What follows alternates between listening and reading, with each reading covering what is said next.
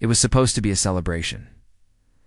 On July 12, 1997, Thomas and Danielle Whitaker loaded their SUV with camping gear, trail mix, and enough diapers to last a week. Their daughter, baby Lily, was just over 9 months old, chubby-cheeked constantly, babbling, and on the cusp of her first steps. The Whitakers had always loved the outdoors. They had met in college during a backpacking course and had spent their honeymoon hiking Glacier National Park. So when Lily was born, it was only a matter of time before they brought her into that world. The trip to Elkhorn Ridge National Park was their first as a family of 3. A remote, under-visited expanse of forests in the Pacific Northwest, the park boasted towering pines, glacial rivers, and trails that often disappeared into mist. The ranger station at the front gate was little more than a converted shipping container. The rangers themselves were seasonal college students, mostly hired to hand out maps and refill bear canisters. The Whitakers had reserved campsite 42, one of the more isolated spots at the far end of the Pine Loop Trail. They liked solitude. They liked silence. Had no way of knowing it would be the last time they would ever see their daughter. Danielle remembered the fire. It had rained the day before, so the wood was damp. She had crouched in front of the fire ring, nursing a flickering flame with balled-up newspaper from her backpack while Thomas walked. Lily up and down the trail in her carrier. The baby loved motion. The second they stopped walking, she fussed. "She's a little furnace," Thomas had said, breathless, cheeks flushed from the climb. Fell asleep 5 minutes in. By 9 p.m., Lily was tucked in her travel crib inside the family-sized tent. Danielle and Thomas sat outside in camp chairs, sipping lukewarm cider and marveling at how quickly their baby girl had taken to the outdoors. Danielle had just whispered something about another baby one day, when a rustle in the woods made them both freeze. A deer, probably, or a raccoon. Thomas stood, clicked on his flashlight, and scanned the tree line. Nothing, he exhaled, smiling, already teasing Danielle for being jumpy. When a strange sound sliced through the quiet, it was Lily crying, a muffled, abrupt wail cut off too quickly. Danielle was up in an instant, knocking over her cider. She rushed to the tent, yanked the zipper open, and froze. The crib was empty. The blanket she had tucked around Lily's feet had been flung over the side. The zipper of the tent's inner flap hung open by 3 inches. Just enough. Her scream carried through the trees. At 9:11 p.m., Thomas placed a frantic call to the ranger station using the emergency satellite phone mounted near the trailhead floor. Miles from their camp, by 10:02, a full search hand rescue team had been mobilized. Led by local sheriff's deputies and the state's K-9 unit, helicopters were dispatched. Every campsite was evacuated. Dozens of volunteers combed the woods with flashlights and thermal cameras, but the dense trees distorted heat signatures. The only prints they found near the Whitakers' tent were partial a man's boot print near the tent opening, and Lily's tiny socks discarded 20 feet from the fire pit. She had been barefoot. The temperature had dipped to 41 degrees Fahrenheit that night. By dawn, the news vans had arrived, and by noon, the FBI was involved. The nation watched as Thomas and Danielle Whitaker stood behind a podium near the trailhead, her faces pale and hollow. The photo of Lily they released to the public showed her in pink overalls, a wide blue headband across her forehead, one hand in her mouth. She had been teething. Danielle kept the matching headband in her coat pocket for weeks, touching it every time a lead came in. But the leads dried up. By the end of July, the press moved on. By September, the Rangers resumed standard patrols, and by December, with no body, no ransom note, and no signs of animal predation, the FBI quietly reclassified the case. Abduction by unknown subject. Danielle left her teaching job the following spring. Said she couldn't be around children. Thomas stayed at the hospital but moved to the night shift. He didn't want to see the newborn wing anymore. They stopped camping. They stopped talking. And eventually they stopped being married.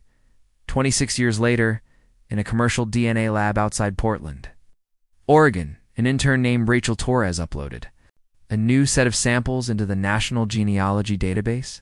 She had no idea one of them would change everything. The match alert came through the same way it always did. To ping. A pop-up. A request to verify. High probability biological relationship detected.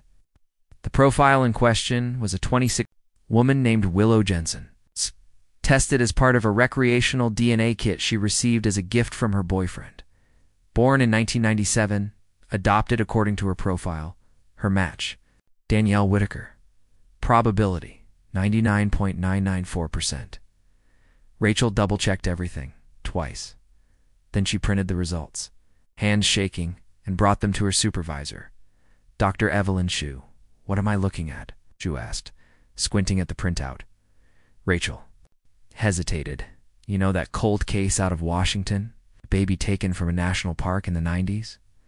Lily Whitaker? She didn't die. She's alive, and I think I found her." Danielle was in her garden when the call came. She'd spent the better part of 20 years cultivating a troves of lavender, hydrangeas, and creeping rosemary spilling over stone paths. It was the one place she could still breathe. When her cell rang, she considered ignoring it. Unknown. Number. But something made her answer. "Ms. Whitaker."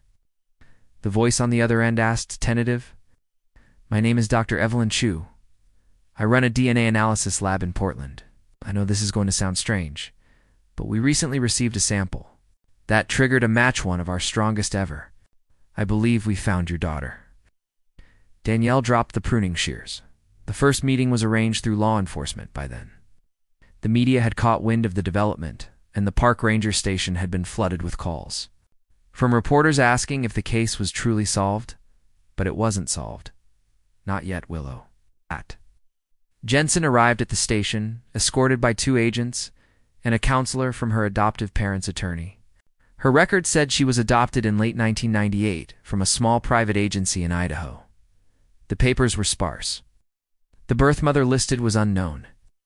Willow had always believed she'd been surrendered. She had never been told she was taken. Danielle took one look at her and knew. The shape of her mouth, the dimples, even the freckles that ran across her cheekbones in the exact same pattern Lily had as a baby. Danielle's knees gave out. She collapsed to the floor of the visitor center. Sobbing, Willow didn't move, didn't rush to help, didn't reach out. Because Willow was in shock. To dot all her life, she'd imagined her biological parents as young, frightened, and overwhelmed. But now, a completely different story had unfolded. One that made her question everything. The investigators reopened the file. The evidence was re-examined with modern technology. The baby socks were retested using mitochondrial DNA. It matched the new sample from Willow. But there were more disturbing discoveries. The adoption records Willow had grown up with were falsified. The agency listed in the documentation no longer existed.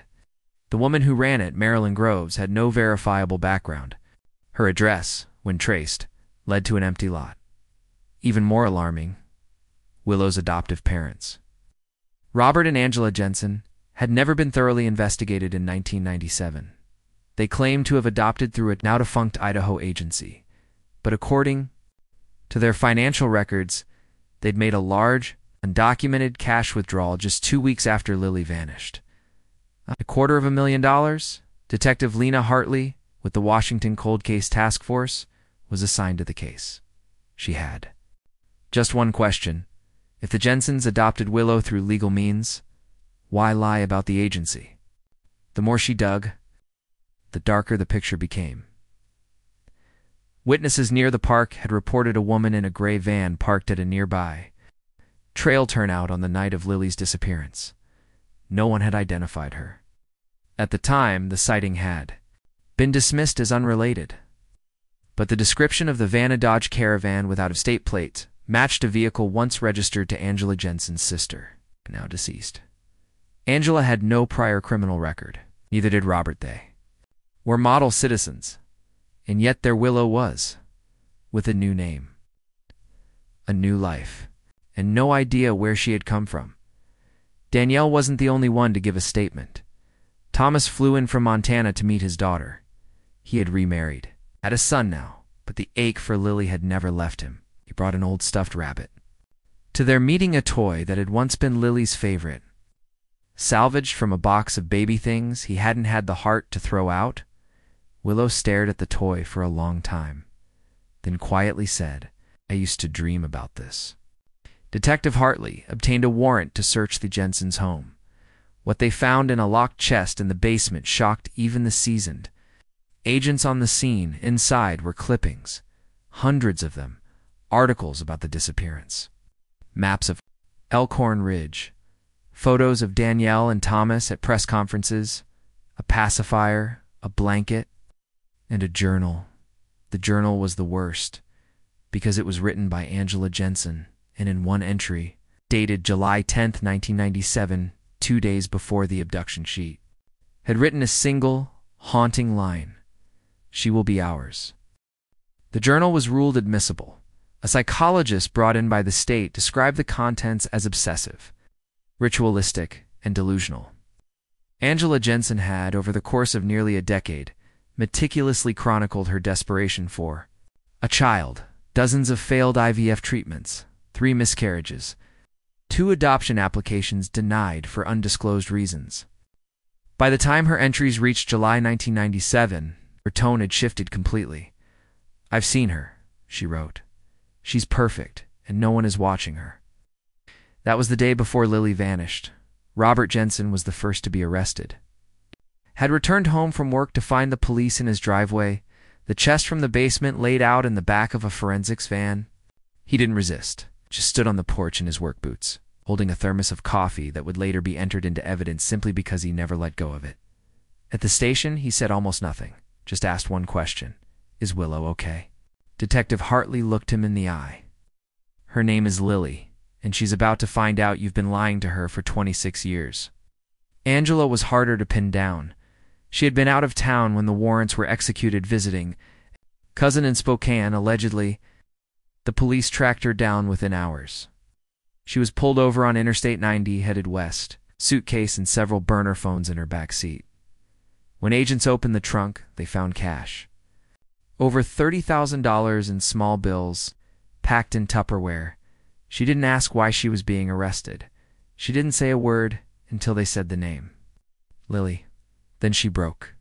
"You can't take her away from me," Angela snapped as they escorted her into the courthouse for arraignment.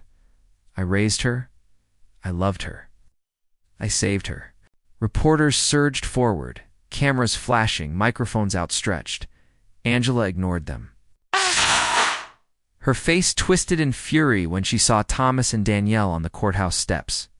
Danielle instinctively stepped back. Thomas didn't move. Angela's voice was low, almost a hiss. "You left her alone?" "We were 5 feet away," Danielle said, her voice cracking. "You took her out of our tent." Angela didn't deny it. She was crying. "You didn't go to her." "I did."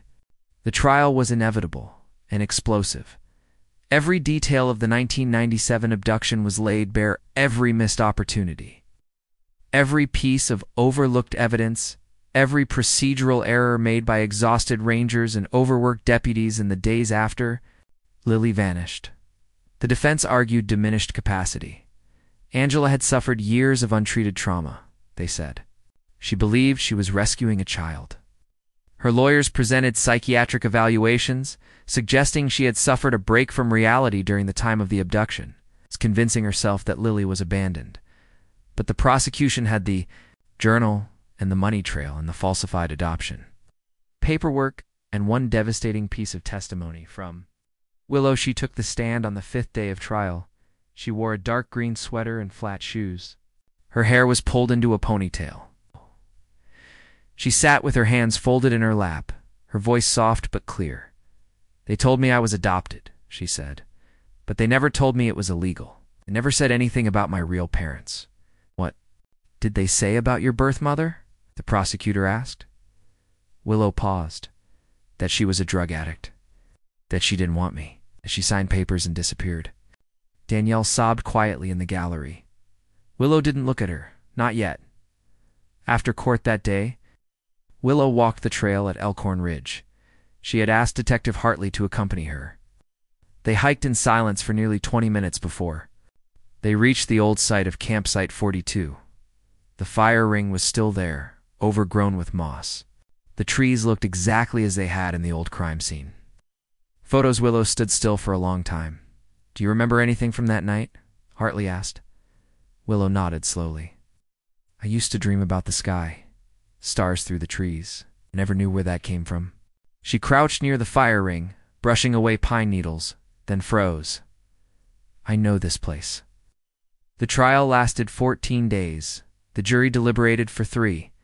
Angela Jensen was found guilty of felony kidnapping, fraud, obstruction, and multiple counts of child endangerment.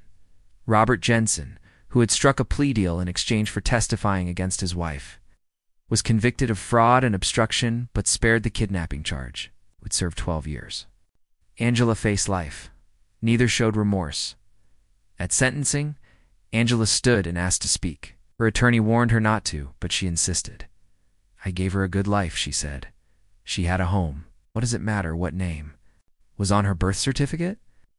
The judge didn't flinch. "It matters because you stole her. You destroyed lives. The law matters."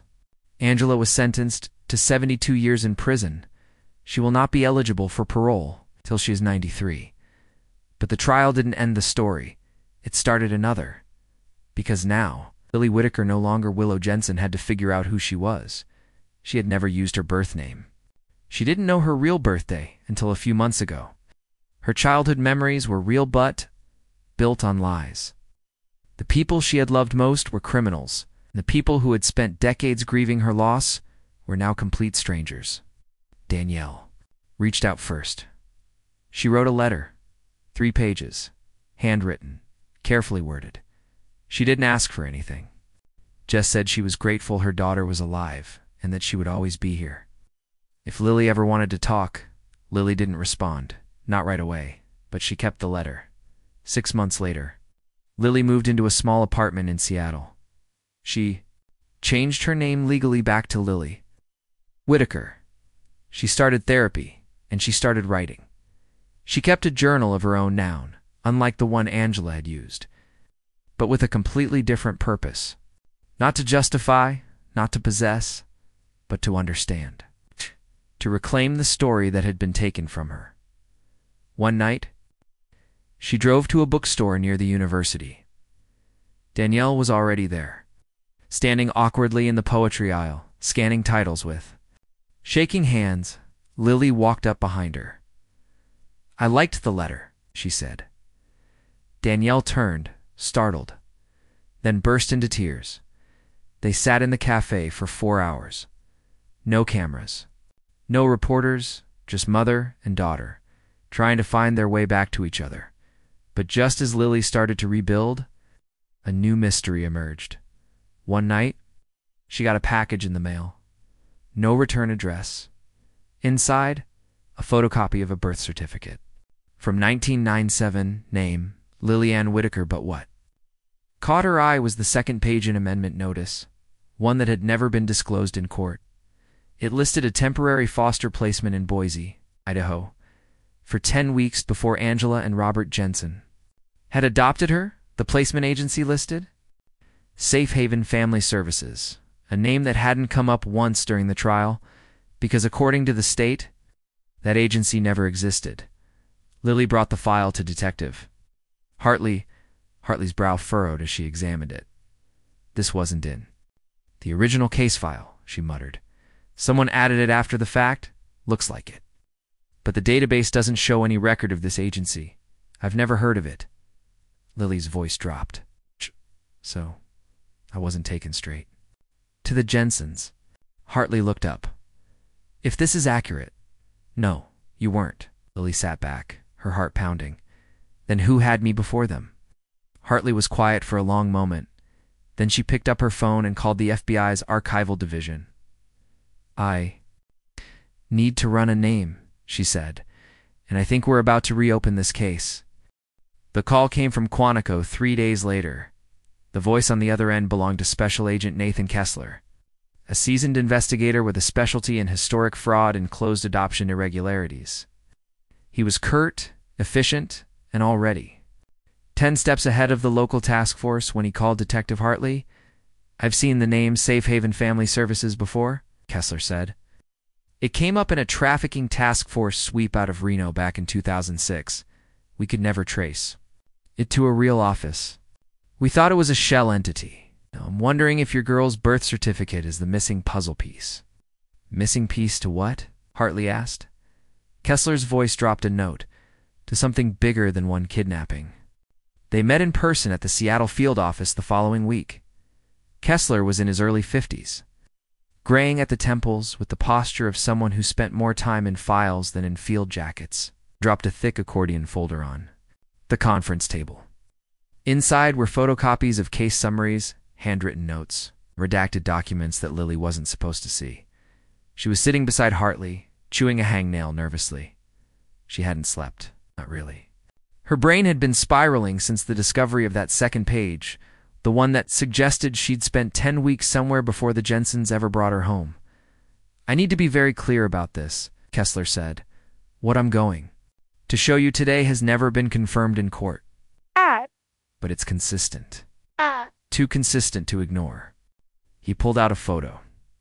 Grainy scanned. A group of 6 infants, all under a year old, lined up on a carpet in front of a fake Christmas tree. "Where was this taken?" Hartley asked. Kessler flipped the photo over. "That's what we've been trying to figure out for 18 years. In 2006, whistleblower at a defunct adoption matching service in Reno had contacted the FBI about a series of suspicious out-of-state placements. The applications were all identical, same formatting, same font, same misspellings. The children listed in the applications came from different counties, different states, but the paperwork always funneled through one name: Safe Haven Family Services, and then that name would vanish.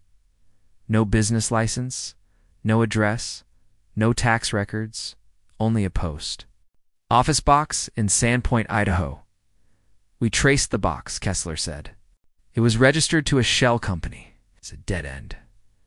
But over the years, we've identified 14 children who passed through that name, all of them now adults. It's all adopted into homes that passed basic background checks but used false documentation." Paused. "Lily, you're number 15. The implications hit her like a brick wall. So you think I was trafficked?" Kessler shook his head immediately. "We don't use that word lightly. We think you were laundered." Danielle, who had joined late via video conference, leaned in toward her screen. "Laundered. It's what happens when someone takes a child illegally, abduction, coercion. Salem then places them into a seemingly legal adoption structure using falsified paperwork. The adoptive parents might know, or they might not. But the key point is this: the state doesn't know. And once the paper trail is forged, it's almost impossible to unravel." Danielle pressed a hand to her mouth. Hartley spoke up. "But why Lily?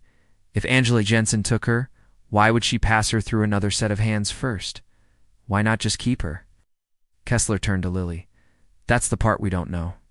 That night Lily couldn't sleep. She pulled out the only baby photo she had, the one the Jensens always used on birthday cards and scrapbooks. She used to think it was taken the day they brought her home. Now she wasn't sure. Was it even their house? Her reflection in the window across the darkened kitchen looked back at her like a stranger. She remembered birthdays, beach trips, field trips. She remembered her mother and Della brushing her hair while humming. She remembered Robert teaching her to ride a bike, and now she didn't know what any of it meant. Had they wanted her? Had they bought her? Had someone else held her somewhere? In Idaho, while waiting for the cache to clear? She sat down at her laptop, pulled up a search bar, typed, "Private Adoptions, Idaho, 1997 then. Missing Infants, Safe Haven Family Services." Then Adoption Laundering Case Files, 1990s. She didn't find anything useful, but one name kept surfacing on obscure forums and old message boards: Lenora Vance. Woman arrested in 1999 for unauthorized custody facilitation in Boise, but never charged with a felony. Lily clicked deeper. The old mugshot was blurry, but there was something about her eyes. Cold, flat, focused. Underneath the image was a user comment from 2008. Anyone else think she disappeared too conveniently after the grand jury refused to indict? Lily brought the printout to Hartley the next morning. Hartley scanned it and frowned. Vance? I've heard that name. Kessler nodded grimly. So have I. She was the original founder of a now-defunct organization called the Northwest Family Clearinghouse, technically a non-profit. But we found out later she was charging six-figure fees to desperate couples. Mostly out of state, she was investigated but never convicted. One of the babies she placed vanished from a foster system in Nebraska. Another was matched with a family using a completely fabricated medical history. After the scandal broke, she vanished. Where'd she go? Lily asked. Kessler hesitated. She was last seen boarding a ferry to Canada in 2001. Hartley narrowed her eyes. You think she was connected to Lily's case? Kessler flipped open the safe haven file. The dates match, so do the patterns. And most importantly, so does the money. The FBI team began a financial sweep. If the Jensens had paid cash for Lily, and the $250,000 withdrawal hinted they had, then the funds had to go somewhere. The problem was, the statute of limitations had closed on many related financial crimes. Banks had long since deleted transaction histories. But one small credit union in rural Idaho had retained their microfiche records, and those records revealed a cashier's check, deposited on September 19, 1997, into an account under the name Elk Mountain Resources. The listed signatory. Vance, that was the break they needed. Kessler authorized a cross-border request through Interpol and Canadian law enforcement. And after nearly a month of silence, a match pinged back. A woman named Marlene Vaughn had been living in British Columbia. Under a false name since 2002, she paid cash. She owned a small gift shop in a mountain town outside Kamloops. No criminal record, but a reverse facial analysis. AI-generated aging projections confirmed the truth. Marlene. Vaughn was Lenora Vance, and she'd been hiding in plain sight. For over 2 decades, Lily wanted to go with them, to see her face, to ask questions, to demand answers, but Hartley refused. She's a person of interest in an open investigation. This isn't a confrontation, it's a takedown. Kessler offered a compromise. You can come, but you stay in the vehicle. No contact unless we say so. They flew up together, crossing into Canada with formal approval. A joint task force coordinated the operation. Surveillance confirmed the woman's routine. She opened her store every morning at 9 o'clock, took lunch at the same diner every Thursday, walked a shepherd mixed dog named Bailey, and always locked up by 5:00. At 8:43 a.m. on a rainy Monday, they moved. In the moment she saw the badge, she dropped the pen in her hand and said, I want a lawyer. Back in Seattle, Lily paced the FBI waiting room, waiting for word. Hartley finally came out. Tired but smiling. She's talking. Lily stood up. Did she admit to it? Hartley nodded slowly. She remembers you. Lily's knees nearly gave out. She said she never handled you directly, said. The baby was held in transit with a host family until the Jensens' payment was verified. But she confirms that your file came through Safe Haven. And she gave us the name of the intermediary. Who? Hartley's voice was quiet. A retired social worker in Montana. Name's Beverly Kincaid. Lily blinked. I know that name. Danielle's voice came from the doorway. She was my aunt. Danielle didn't remember much about Aunt Beverly's visits. She was her mother's older sister. A rigid, church-going woman who rarely stayed long. When she did, she always arrived in a beige sedan with a stack of religious pamphlets and the kind of sour smile that said she'd rather be anywhere else. Beverly had worked for Child and Family Services in Montana until her retirement in 1995. She sent Danielle a Christmas card every year until 1997. Then, without explanation, she vanished from Danielle's life. Now, 27 years later, her name had resurfaced as the intermediary between the woman who abducted Lily and the couple who raised her. Danielle couldn't stop shaking. I didn't even think she knew I had a baby, she said, voice brittle as glass. Hartley turned toward her gently. Do you remember telling her about your pregnancy? Danielle shook her head. I didn't tell anyone on that side of the family, not after my mother died. Beverly, she always judged me, said I was soft. Said people like us didn't belong out in the wild, raising families like we knew what we were doing. Hartley gave a tight nod.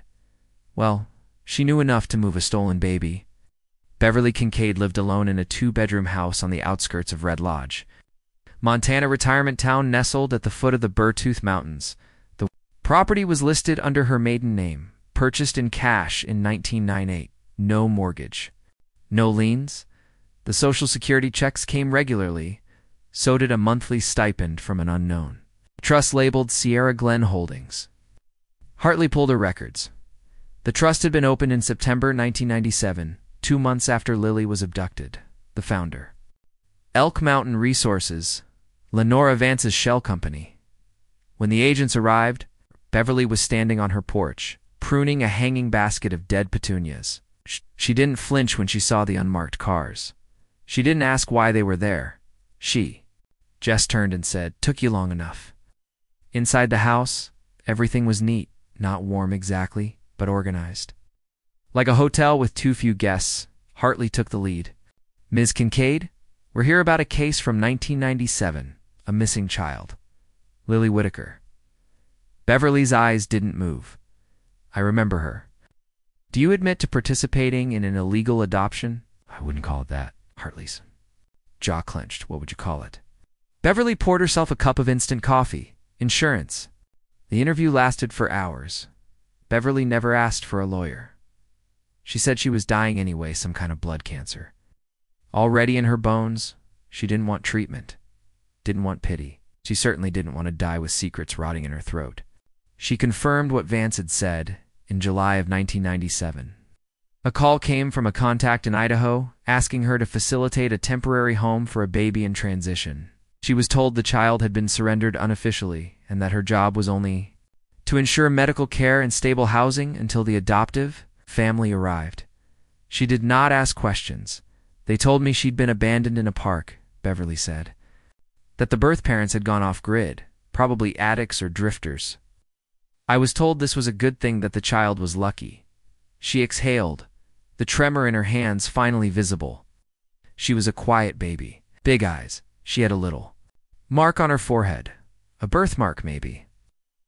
"I remember brushing her hair to hide it."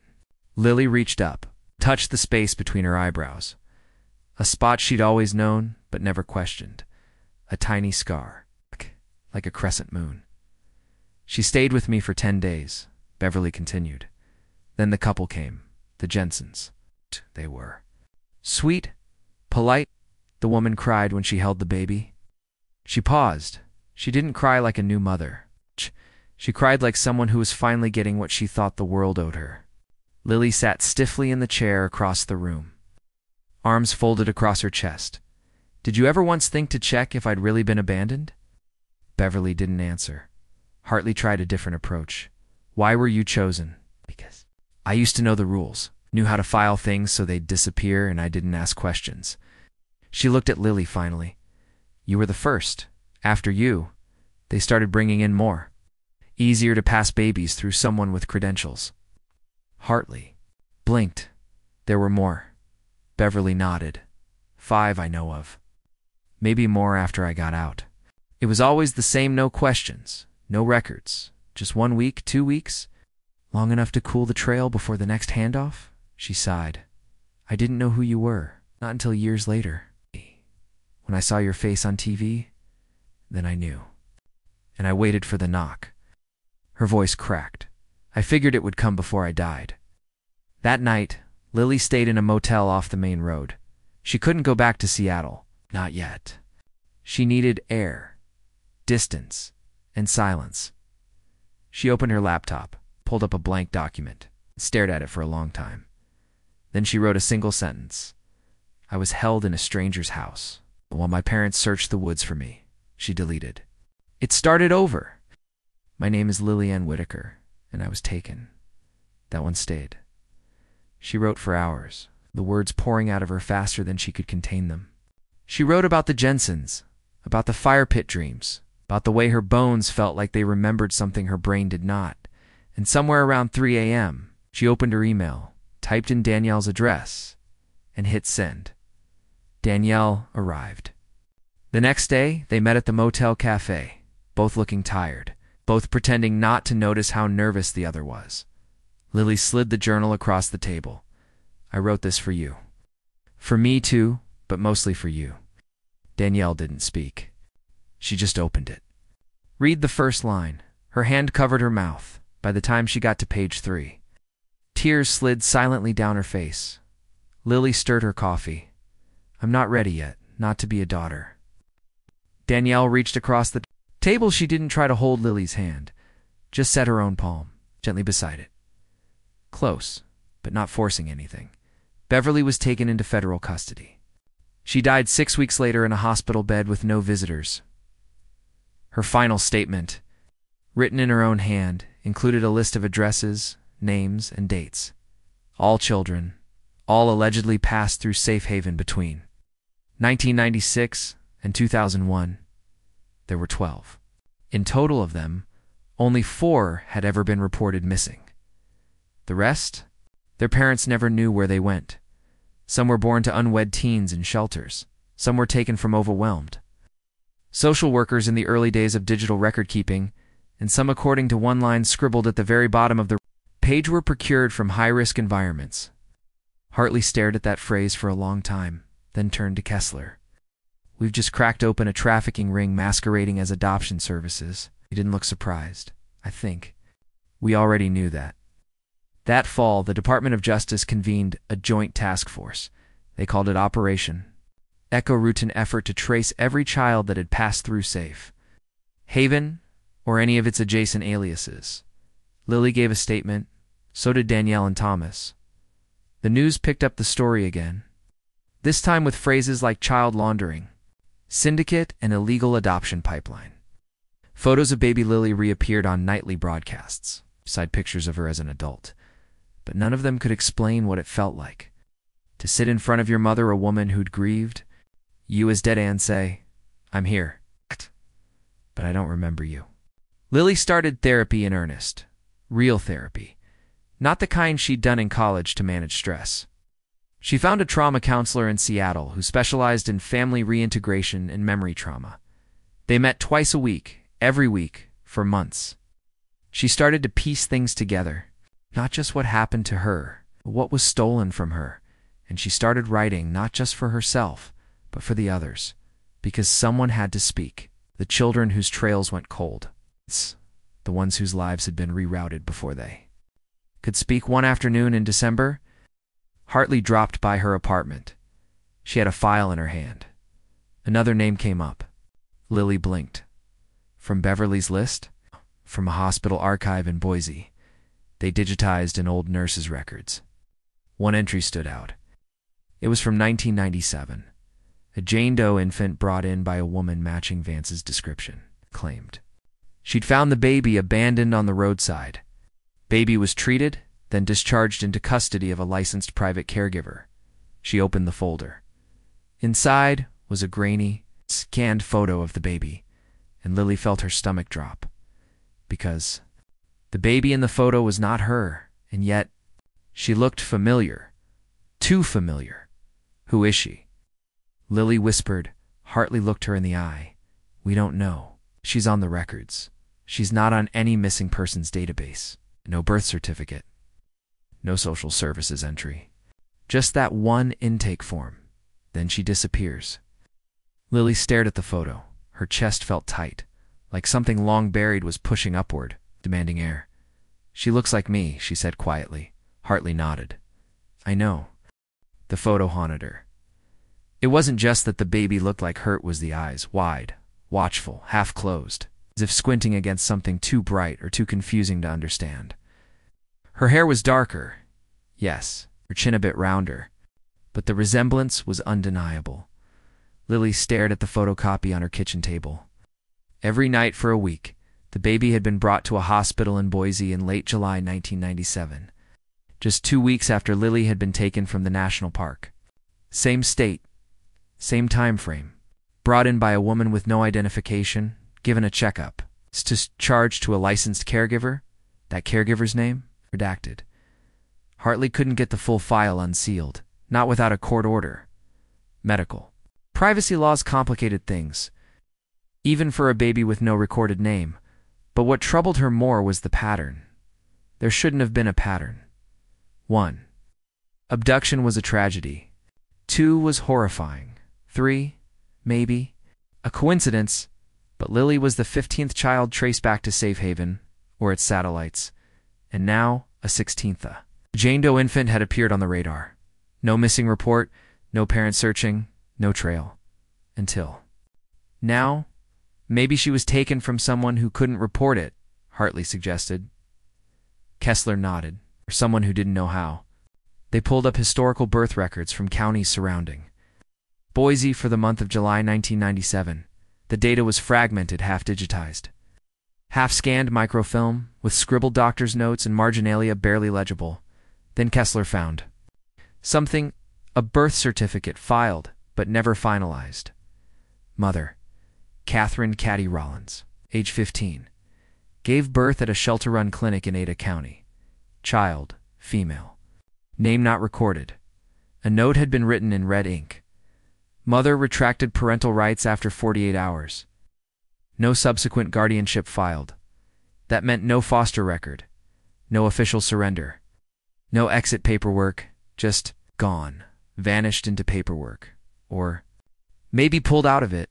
Catherine Rollins had never been interviewed. Not by police, not by social services, not by anyone. Lily insisted on going with Hartley to find her. I need to know, she said. If she's alive, if she remembers anything, if she's the one. Hartley hesitated. You're not a cop, Lily. I'm not trying to play detective. I'm trying to play human. Kessler made one call to a contact at the Idaho Department of Health and Welfare. They found her, living under her married name in Spokane, Washington. Catherine was 42 now. 2 sons, 1 divorce, 1 retail job at a chain bookstore. No criminal record, no contact with anyone from the clinic in over 25 years, and no known knowledge of what happened to her daughter. The meeting was quiet. No press. No microphones. Just a social worker named Jamal, a therapist named Avery, and Catherine sitting in a neutral office, nervously twisting the sleeve of her cardigan as Lily walked in. Thank you for coming, Lily said first. Catherine nodded. I'm not sure what I'm supposed to say. You don't have to say anything. I just have questions. Catherine swallowed hard. You're not her, are you? Lily shook her head. No, but I think I was placed the same way. Catherine exhaled.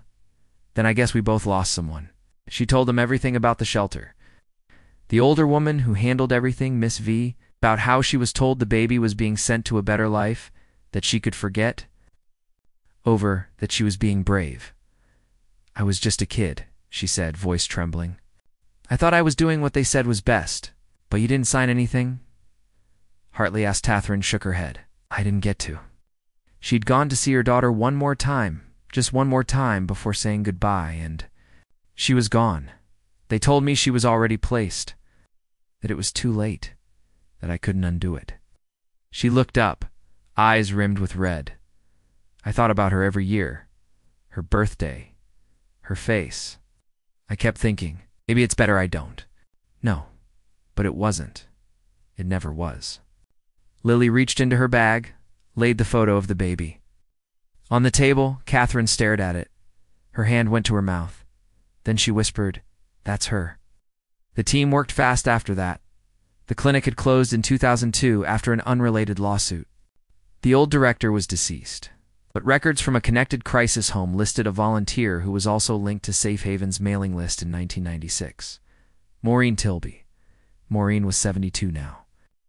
Living in a trailer park outside Twin Falls, a retired nurse's. Aid no criminal charges. No financial trail. But she had worked shifts at the shelter the night Catherine gave birth. When questioned, Maureen said she didn't remember the specific girl, but when shown the baby photos, she froze. I remember her, she whispered. Had the darkest eyes, wouldn't stop looking at me, like she already knew. Where did she go? Maureen looked down, They never told me. Just that someone was coming for her. A private placement. The FBI was able to issue a warrant for access to unfiled adoption records via federal override. They uncovered a second fake certificate, this time for a baby named Madison Claire Vance, born July 30th, 1997, placed via Bright Star Family Connections, another shell company. The adoptive parents, Peter and Eliza Thorne, current residents of Flagstaff, Arizona, with a 26-year-old daughter named Claire. It took time to contact her. Lily wasn't allowed to reach out directly of FBI policy. Instead, Claire received a letter through her attorney. It was carefully worded, factual, not speculative. It told her the basic truth. You may have been adopted through a now-defunct agency. You may be biologically related to a woman named Catherine Rollins.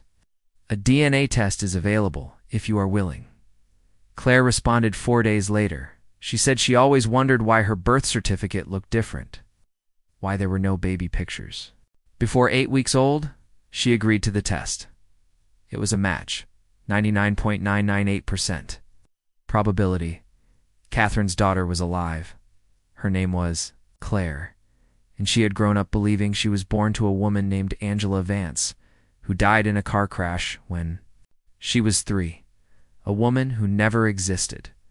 The Thornes weren't criminals. Not in the usual sense. They had been told Claire's mother was dead, that she was unwanted. They had paid money. They'd asked questions, but not enough. Claire confronted them with the results. Eliza Thorne broke down sobbing. Peter went quiet. Too quiet, but the truth was undeniable. Their daughter had been taken, not abandoned. Lily and Claire met 2 weeks later. The room was quiet, bright, and lined with potted plants, one of those therapeutic neutral spaces the Bureau liked to use for high-stakes reunions. But they didn't hug. They didn't cry. They just looked at each other for a long, long time. I know you, Claire said finally. I don't know how, but I do. Lily nodded. I think we were held by the same people. Then quietly, like an echo, we made it out. Later, Claire asked if she could meet Catherine. Lily offered to go with her. She said she wouldn't say anything unless asked, that she would just be there in the corner. Like a witness to something holy, Claire agreed, and when they arrived at Catherine's small apartment, neither woman spoke at first. They just stood across from each other, breathing, until Catherine whispered, I'm sorry. Claire crossed the room and hugged her mother. For the very first time, but Hartley couldn't shake a question that had been gnawing at her for weeks. If Safe Haven had all these channels, all these people... Stop. Why had the ring ceased operations around 2001? The answer came from an unlikely source, a retired postal worker in Sandpoint, Idaho. He had kept a bundle of old unclaimed mail, letters returned to sender, all addressed to Marilyn Groves. Inside one envelope was a typed notice from the IRS dated 2001. Your reported trust activity is under review. A financial audit, one that would have uncovered everything. Hartley looked at Kessler, so she shut it down before they could find the truth. Kessler nodded, burned the paper trail, and disappeared. But thanks to Lily, not forever. The room was beiged, government beige, the kind that seemed to sap the color from even the brightest emotions. Lily sat across from a U.S. attorney named Carla Inge, a sharp-eyed woman in a navy suit who didn't waste time with pleasantries. Going to be honest with you, NG said, ain't what you've uncovered. What all of you have uncovered goes far beyond a single adoption fraud case. This is racketeering. Wire fraud, conspiracy, it's human trafficking disguised as family law. And it was organized. Quietly. For years, Lily leaned forward. So what happens now? NG opened a folder. We build a case. But it won't be quick, and it won't be clean. The Department of Justice announced the creation of a federal grand jury to investigate Vance, Safe Haven Family Services, and its known subsidiaries. They named the operation publicly now, Echo Root. It had already unearthed 17 falsified adoption records, 8 known shell agencies across 5 states, 3 deceased intermediaries, 5 living witnesses, now cooperating. Children who had been placed illegally between 1994 and 2001. Some were still minors, some didn't yet know they were missing. Lily returned to Seattle, emotionally scorched, but steadier somehow. She had begun recording voice memos each morning, short entries to herself. Tuesday, November 7th. Still don't like coffee. Had dreams again about the woods. It's always cold in them, but the fire pit's warm. I'm never afraid, just waiting. She didn't share the recordings. Not yet, but she listened to them. Sometimes when the silence got too heavy, she was remembering more. Shadows, eh? Lullaby that didn't match any her adoptive parents had ever sung. And once, a flash of blue canvas? A tent? She brought it up to her therapist. Memory doesn't always come back in pictures, they said gently. Sometimes it comes back in fragments. I think I want to go back, Lily whispered. To the campsite. Danielle was hesitant at first. Are you sure? She asked. It's been almost 30 years. I need to see where it happened. Lily said, not the court files, not the photos. I want to walk where I was last myself. So they went together. Thomas met them at the ranger station, older now, more gray at the temples. His new wife, supportive but distant, unsure of what role she played in this new phase of the story. The ranger assigned to escort them was young mid-20s, little too chipper. He hadn't been born yet when the abduction happened. But when he saw Lily, he quieted. I've read your file, he said. It's an honor to walk with you. They hiked in near silence. The trees hadn't changed. Neither had the trail markers, but Campsite 42 was no longer in public rotation. After the investigation, it had been retired. Just a clearing now. The fire ring overgrown. No tent platforms. No picnic table. Still. Lily stood in the center of it and closed her eyes, and remembered it came in flickers. The taste of marshmallow smoke, a red lantern glow, wind against the canvas. Walls, and then a hand. Rough, not cruel, but urgent. Pulling. The sound of a zipper. Too loud. Too fast. Branches cracking underfoot. Then silence. She opened her eyes. Danielle was standing just feet away, barely breathing, I remember Lily whispered. I don't see her face, but I remember the taking. Danielle took a slow step forward, and this time when she reached out, Lily let her take her hand. After that trip, everything accelerated. Kessler called with new developments weekly. A man in Utah had come forward. His adopted daughter's records matched the safe haven template. Another family in Wisconsin had called an anonymous tip line after seeing Lily's story on a 60-minute segment. The parents insisted they adopted legally. The now-grown son wasn't so sure. Hartley coordinated with state and federal prosecutors to re-interview every family on the growing list. Some were horrified. Some were angry. Some refused access entirely, but the cracks were spreading, and one by one, more children began learning the truth. Lily started a nonprofit. She called it Second. Light for children born into darkness. Given a second chance at truth, the goal was simple: free DNA testing and legal advocacy for anyone who suspected they were trafficked through illegal or falsified adoption networks between 1990 and 2005. She recruited counselors, lawyers, social workers. Volunteers. Claire joined the board. So did Thomas, quietly. Behind the scenes, Danielle didn't take a formal role, but she sent a small check every month, with a note that always said the same thing. Whatever you need. One afternoon, Claire called her. You might want to come to Arizona, she said. Why? I got another match alert. It's through Second Light. Someone with a 94% sibling match. Lily's stomach flipped. A sibling? Claire nodded. A boy. Born in 2000. Listed in the system as Noah G. His account flagged the keyword safe haven. In our intake database, I think we're about to find out just how far this went. They met him 2 days later in a modest home outside Tucson. He was 24. Quiet. Heavyset.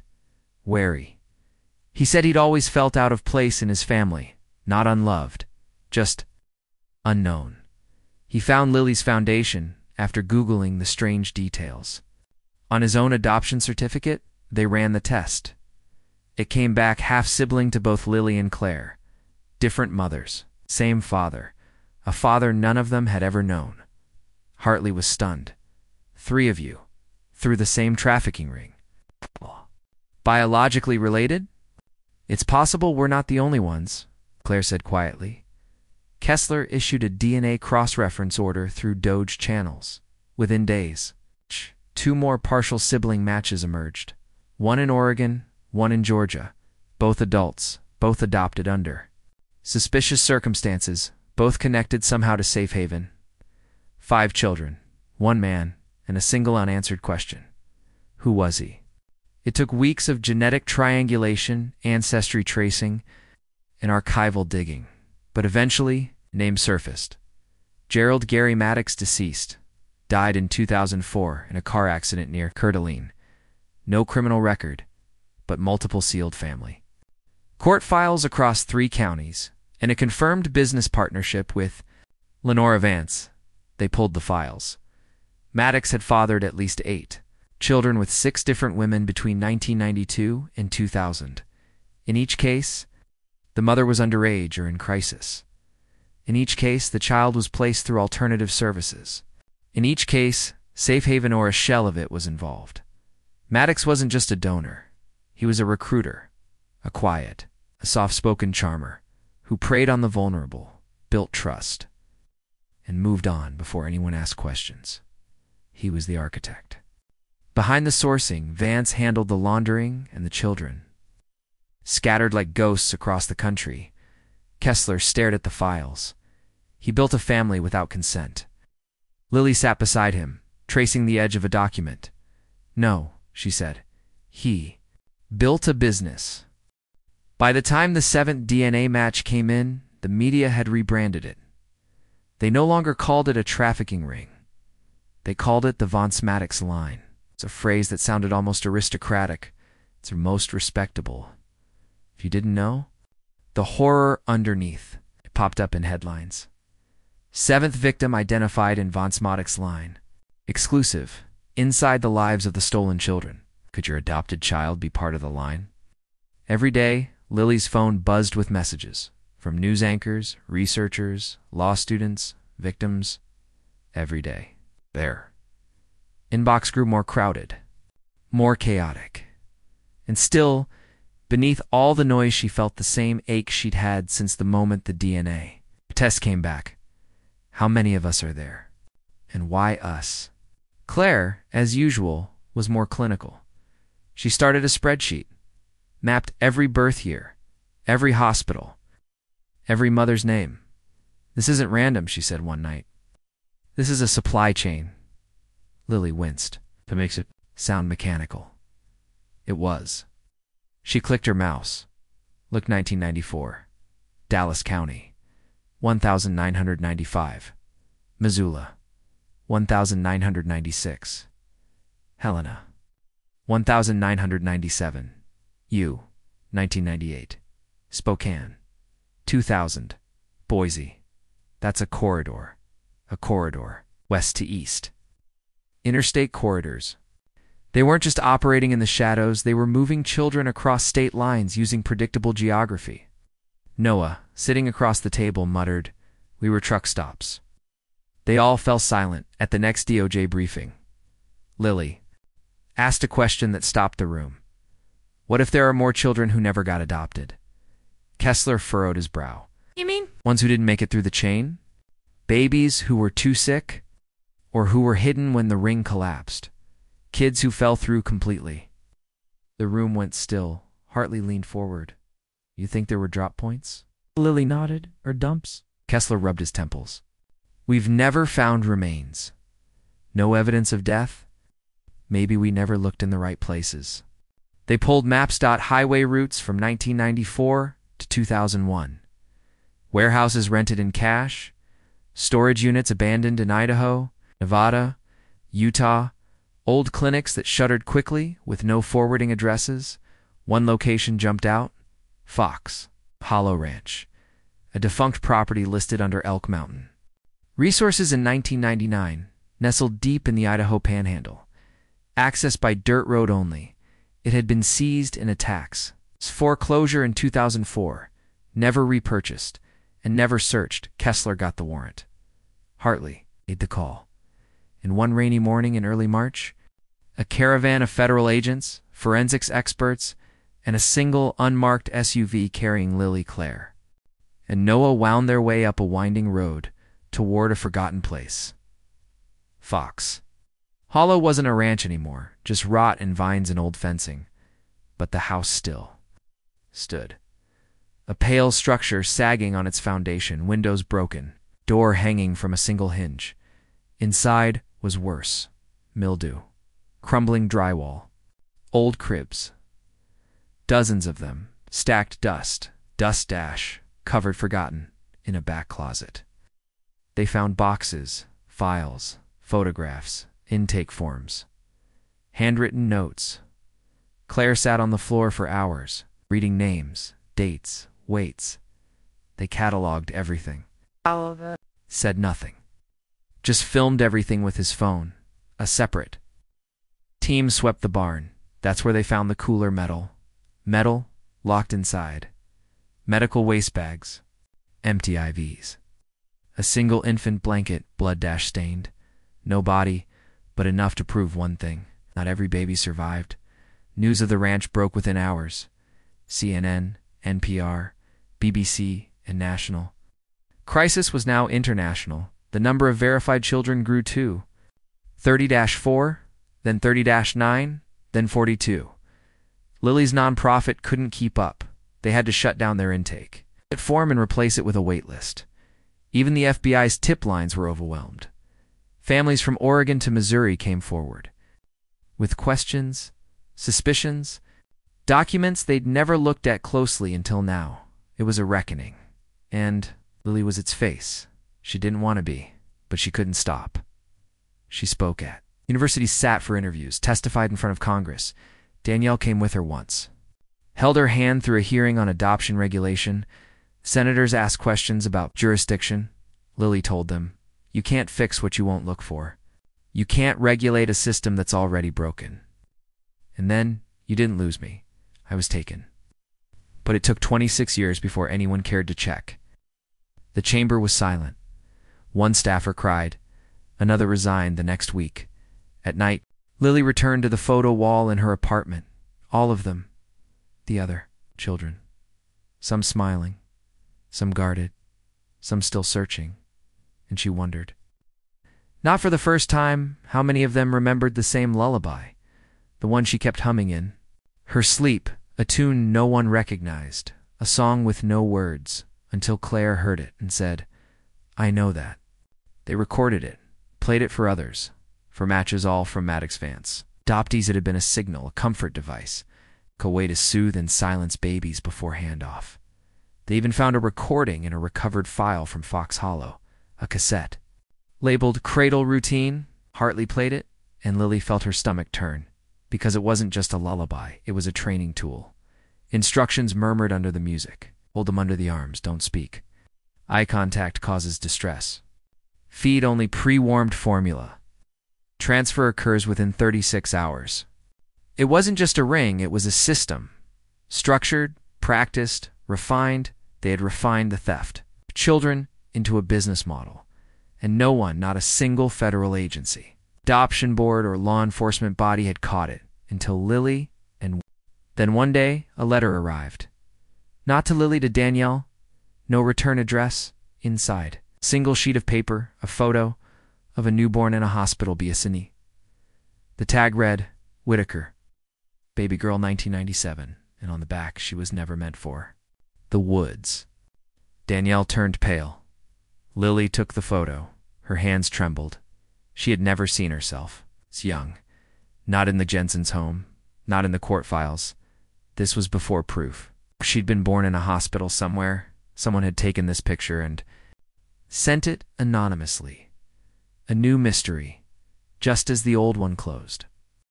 The photo changed everything. Not because it showed Lily as a newborn, though that alone was shattering, but because of what it revealed in the background and nameplate. barely legible. Blurry at the top left corner of the image. Danielle squinted at it through tears. That's not ours," she whispered. Hartley had the image professionally enhanced at the Bureau's digital forensics lab. The nameplate read, White Pines Medical Center, a hospital that had never appeared in Lily's records. A hospital in northern Utah? That location didn't make sense.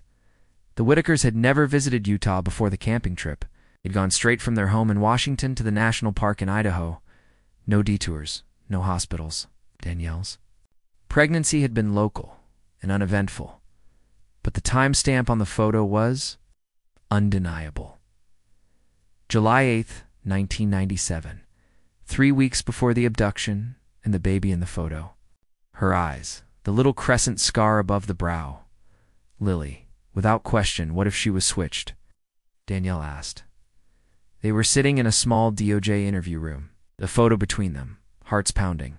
Hartley leaned forward, switched. How? Danielle's voice cracked. What if I didn't give birth in Washington? What if the baby I gave birth to was taken at birth and this baby, Lily, was already in the system? Hartley stared at her. You're suggesting Lily might not be your biological daughter? Danielle looked at Lily, and Lily, without hesitation, shook her head. I've already tested. I match both you and Thomas. Danielle exhaled, relief blooming in her face. Okay. But it raised a new question. Then how the hell was Lily photographed in Utah before she was abducted? The Bureau pulled all archived medical records from White Pines Medical Center for July 1997. It took 3 days. On the 4th day, Kessler called Lily directly. We found the logbook. Her hands clenched on the phone. There's a match. He paused. Not exactly. She didn't breathe. There's a listing for a Whitaker.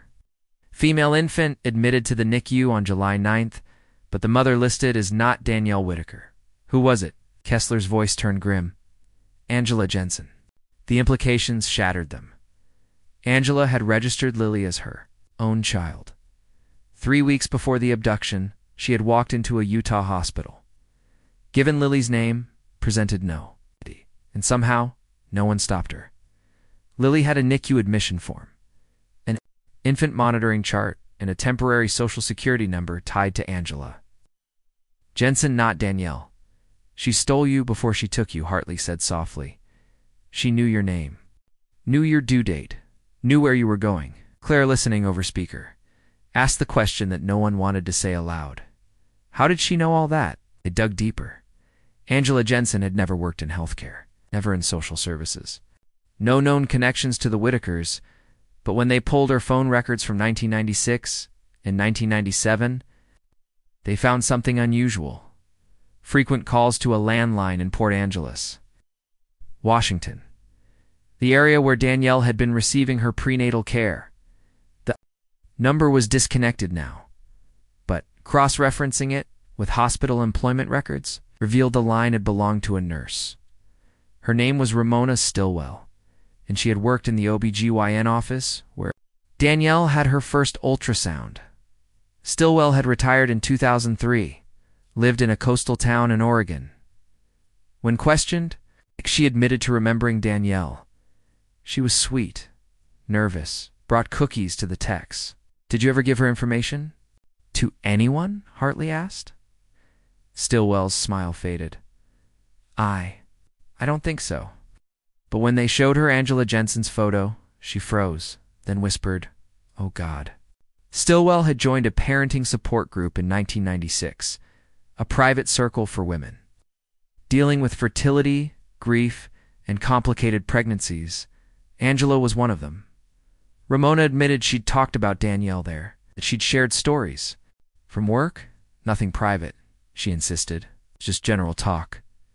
She had this way of getting you to open up, Ramona said. She said she was a writer, that she needed real stories to understand motherhood.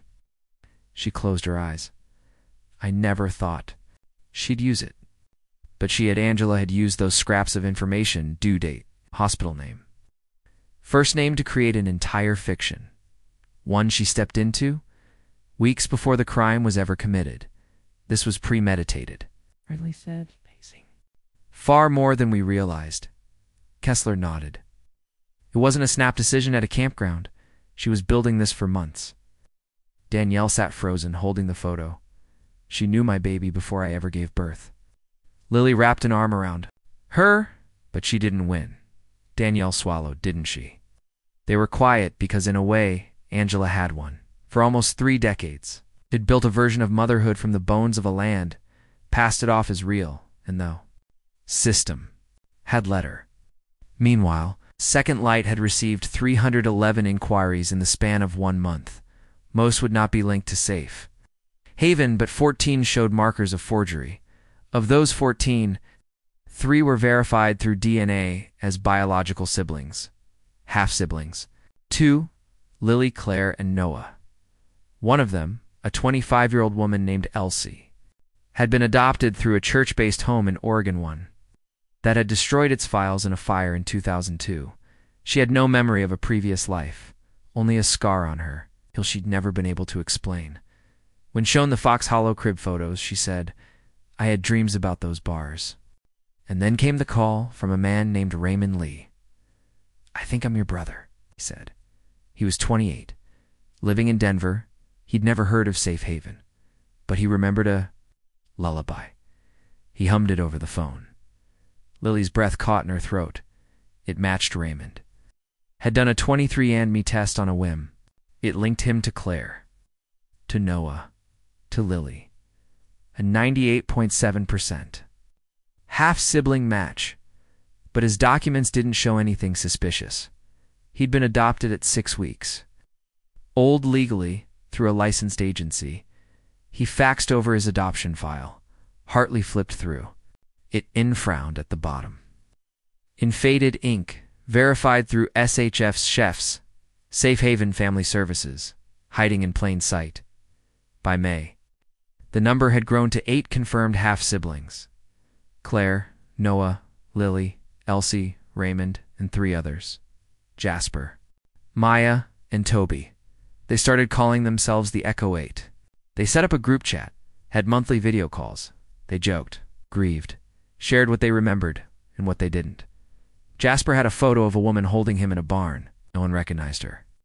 But behind her, scrawled on a wooden wall, Phase 2 begins 3/18. It meant nothing to him. Until Hartley pulled an old report from the DOJ's 2001 surveillance logs. One line stood out. Potential uptick in unauthorized infant placements. Projected for Q2. Internal source referred to expansion as Phase 2. There was more to the story. More than just the original theft. More than just Angela Jensen. More than Lenora Vance there. Had been others in network, some alive, some gone, but some still hiding. And now the Echo. 8 were determined to find them because it wasn't just about justice anymore. It was about reclaiming a stolen lineage. About unburying a story no one wanted to tell, and it was only just beginning. The Echo 8 made headlines that summer, not just for their DNA matches, or for the unthinkable truth they had uncovered, but for what they were doing next. They weren't waiting for the government. They weren't waiting for courts. They were building something, a record, a full, public, searchable archive of every known connection to Safe Haven Family Services, shell corporations, its clients, and most of all its children. Lily called it the Registry, not a flashy name, but an honest one. It started with 8 names, then 30, then 60, and by August, it had over 100 profiles of children adopted under suspicious or unverifiable circumstances between 1994 and 2002. Some were missing, some were dead. Most were alive, and some didn't know yet that they'd been taken. Lily was careful with the interviews. She wasn't a journalist, or a therapist, or a cop, but she had become something harder to define, a keeper of stories that had no place in traditional records. 1. Girl Hannah remembered being moved in the trunk of a sedan. Another Luis recalled crawling under a couch in an unfamiliar house and finding a row of pacifiers taped to the floorboards. Each detail was like a piece of a terrible puzzle, but each was also a light, something unlost. Lily logged every word, every date, every glimpse into what had been erased. Claire handled outreach, She spoke to legal clinics and DNA testing startups, lobbied for open records reform in 3 states, filed FOIA requests daily. Noah built the infrastructure. A secure website, encrypted an intake form that wouldn't go to the wrong hands. He named it EchoVault. They all agreed. No ads, no media exploitation, no data sharing. This wasn't for clicks. It was for truth. But then someone hacked them late. August, a breach attempt blocked. No data lost, but a message was left behind, buried in the server logs. Just 5 words. You need to stop digging. Kessler flew to Seattle the next day. He pulled Lily and Claire aside. We've traced the IP to an off-grid network hub outside Billings. It's old, obsolete, but it was run through a VPN. We've linked to a corporate license once registered to he. Paused.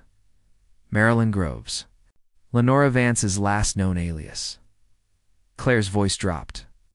She's still out there. Kessler nodded. And she's watching you. The task force doubled its security. The Echo 8 were each assigned a liaison. Temporary protective measures were put in place, but Lily refused to stop. If anything, it pushed her harder. She wrote an open letter, posted it on the EchoVault homepage. To whoever you are, we were taken. We lived, and we will not go back into the dark for your comfort. You may have stolen our names, but we've written new ones, and we are keeping the pen. It went viral, read aloud on national television, and 1 week later a tip came in, anonymous. A voice modulated beyond recognition but precise. There's a list. A master list. Kept off-network. Stored in a fire-safe box in a storage facility near Spokane. Unit 403. Registered to a dummy name, Peter Lane. Password to the keypad is 071897. That number, Claire gasped. It's your birthday, she said to Lily. Lily went cold. Kessler got the warrant. Hartley drove out too. Spokane herself. They found the unit. Storage facility hashtag 12 Unit 403. Inside. A dusty pile of boxes, some furniture, a filing cabinet, and at the back a small fireproof safe. Just like the caller said. The combo was keyed in. 718. It clicked open. Inside. A hard drive unlabeled. Kessler ran it through an isolated forensic system. And when the files loaded, everyone in the room went silent. There were over 300 folders, each labeled with a name. Or, more often, Infant M0896 Baby G, Private Unfiled, March 1999. Each folder contained PDFs, scans, handwritten logs, photos. Some had medical notes, weight, length, birthmarks. Few had comments in the margins. Sweet. Girl. Minimal fuss. Strong lungs. Watch for seizures. Mother unstable? Avoid contact. Lily found hers. Whitaker Law. Birth date correct. Under origin, someone had written, acquired infield. No official surrender. Unaware. They found intake forms for Claire, for Noah, for Toby, Maya, Jasper, Raymond.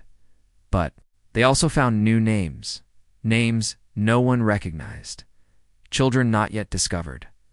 Some placed. Some unaccounted for. Kessler's hand shook.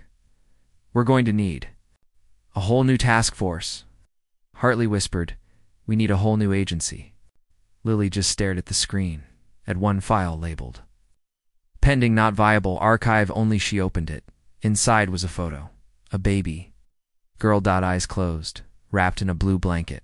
No name, only the tag, DOA, dead. On arrival. No record of what happened next. No date of death. Just one last note. Do not report. They buried her. Lily made the call. The FBI released the remains. Stored in an evidence box from Fox Hollow. No name to give her. But Claire picked the headstone. 4. The girl who had no voice. You are heard now. They all stood in silence at the graveside. And when Lily stepped forward, she didn't cry. She just whispered, I'm sorry you didn't get to be loud. Weeks passed. Cases reopened. Lawsuits filed. The state of Idaho announced a full investigation into past adoption records. 3 former social workers were indicted. 2. Red attorneys named as unindicted conspirators. 1 woman in Kansas, found in the SVO registry, learned that her birth mother had never signed the papers. She flew across the country and met her for the first time in 26 years. She wrote to Lily afterward, "I didn't think I wanted this, but now that I have it, I know what peace feels like." And then the tip line rang again. Same voice, same modulation, but the message was different this time. 7 words: "You missed someone. She's not dead." The voicemail replayed 6 times, each time the same chill. "You missed someone. She's not dead." Hartley had it analyzed for regional dialect, sound bleed, transmission artifacts. The results were inconclusive, but the phrase stuck like a splinter beneath the skin. Kessler pulled every DOA file from the recovered hard drive. Only 5 existed. All babies, all girls. Only 1 had the tag "Do Not Report." That baby had no name, but her photo, the blue blanket, the closed eyes. The tiny cleft in her chin didn't look like a corpse. She looked asleep, too still. Yes, but not dead. And no autopsy was on file. No coroner's signature, just 1 handwritten note. Cold to touch, disposition unclear. V instructed silence. V. Lenora Vance. They'd lost her trail nearly a year ago. Last known alias used to rent a studio in Montreal. Gone now. Cleaned out. But a recent court filing in Nevada named Ellen V. Moray as the financial backer of a private fertility clinic. Kessler jumped on it and uncovered a bombshell. The clinic's records scrubbed. Encrypted still had 1 slip. Receipt for stem cell testing, submitted in the name of infant CM. In March 2002, birth year 1997, birthplace unknown, tested for mitochondrial disorders, billed to a shell account that linked back to Marilyn Groves. Hartley stared at the document. This baby wasn't dead. She was sick. And they faked her. Death to make her disappear? Lily sat down hard. Then she's still out there. Claire whispered. But where? They ran the photo from the DOA. File through facial age progression. Used AI enhancement and biometric predictions to estimate what she might look. It's like now 27 years old. The result was uncanny. She looked like a sister. One of them, Lily, printed the image and added it to the info wall above. "It," she wrote, "still missing, but maybe not for long." And below it, the name they gave her, Hope. News picked it up. Hope became a symbol. The final thread, a face, on billboards, on DNA. Testing homepages, on missing persons flyers across the western United States. Within 2 weeks, second light received. Over 800 emails from women between 25 and 30 who had questions about their adoption records. Most were false leads, but one wasn't. Her name was Mira Lawson, age 27. Raised in Montana. Adopted by a reclusive couple in 1998 after a failed hospital. Placement. She had no photos from before age 1. No birth certificate, only an amended registry with mismatched file numbers. She emailed Lily late one night, attached a photo, asked, "Is this me?" Lily stared at it for a long time, then sent it to Hartley. They ran the biometrics. 98.4% match. Mira agreed to a DNA test, privately, quietly. She didn't want the press, didn't want to be the lost one, but she wanted truth. 3 days later, the result came in. Lily read it in her kitchen with Claire and Noah beside her and whispered, "She's ours." Mira met the Echo 8 in September. She stood apart at first, nervous, quiet. But when she saw the lullaby cassette on Lily's table, she froze. "I've heard that." "You have?" Claire asked. Myra nodded. "They used to hum it to me when I couldn't sleep. I thought it was made up." She didn't cry, but she shook, and Lily wrapped her in a hug without asking. "You're not made up," she whispered. "You're real." The media frenzy returned. Hope was found, except her name was Mira, and she wasn't a myth. She was a woman with real trauma, real gaps in her childhood, and a real painful desire to understand where she came from. She didn't want revenge. She wanted roots, and she found them. And the other 8, now 9, they sat for one. Final photo, not for the press, for themselves. 9 people in their 20s, seated in mismatched chairs in Lily's apartment, half-dash siblings. Not by choice, but by survival. Jasper held up a mug with the words stolen but thriving. Everyone laughed. Mira didn't, but she smiled, a small, steady smile. The registry continued to grow by year's end. 196 names. Echewald hired its first full-time staff. Second Light got nonprofit status. Hartley testified before a congressional oversight committee on the dangers of unregulated, private adoption. Danielle opened her old home to children seeking reunification. Thomas stayed mostly quiet, but he showed up when it counted. And Lily, she wrote, a book, not a memoir. Not exactly. More like a ledger. A long, painful, beautiful inventory of every child who had once been made to disappear. She titled it, The Ones Who Weren't Lost, Just Stolen. God! 1 year after the registry's launch, Lily received a package, no return address. Inside, a necklace, silver, with a small metal charm engraved.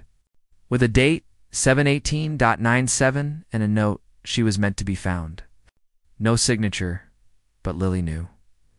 Vonsor, whoever she was now, was still out there, still watching, still running, but now there was nowhere left to hide, because Lily had already lit the fire, and it was spreading. She walked outside, up the hill behind. Her apartment 9 stones sat in a half circle. On the grass, each one marked with a name or a birth date, each one standing and silent. Defiance of the idea that stolen children could stay hidden forever, she placed the necklace atop the center stone and said out loud to no one, "We're here now."